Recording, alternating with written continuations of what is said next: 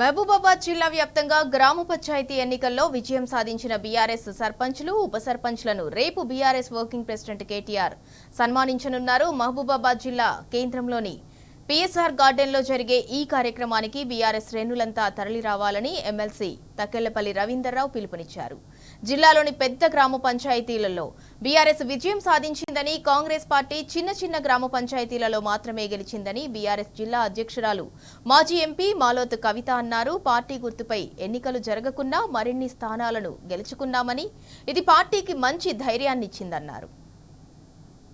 Party తరఫున భారీ ఎత్తున విజయాలు కూడా సాధించిన పరిస్థితుల్లో వారిని కలవాలి, వారిని సన్మానించాలి, ఒక మంచి సందేశం ఇవ్వాలనే ఉద్దేశంతో మా వర్కింగ్ ప్రెసిడెంట్ గారు ఇప్పటికీ కొన్ని జిల్లాలు పర్యటించారు. ఆ సర్పంచ్ల సన్మాన కార్యక్రమంలో అనేక విషయాలు కూడా మాట్లాడారు.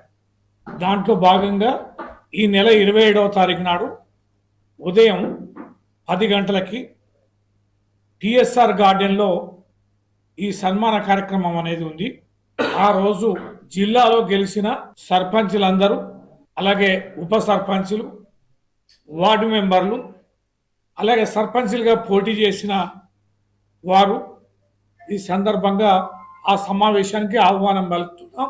ఇవాళ ఎక్కడైనా చూడండి, ప్రధానమైనటువంటి గ్రామాల్లో మండల స్థాయిలో, మండల హెడ్ క్వార్టర్స్లో కూడా రాష్ట్ర వ్యాప్తంగా గమనిస్తే పెద్ద గ్రామాలు గెలిచింది బీఆర్ఎస్ పార్టీ.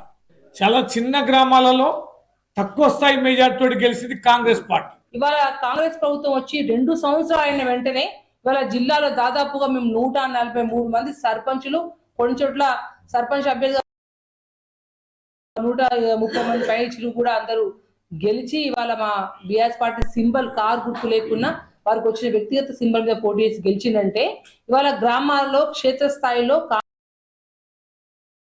మూట కట్టుకుందో మనందరికి ఈ సర్పంచ్ ఎలక్షన్ ఉదాహరణ ఉంది. ఎందుకంటే రాను ఇంకా అదే మన కేసీఆర్ కార్ సింబల్ విధంగా ఉంటే ఏ విధంగా ప్రపంచం ఉండబోతుందో రాను మీరు చూస్తారు.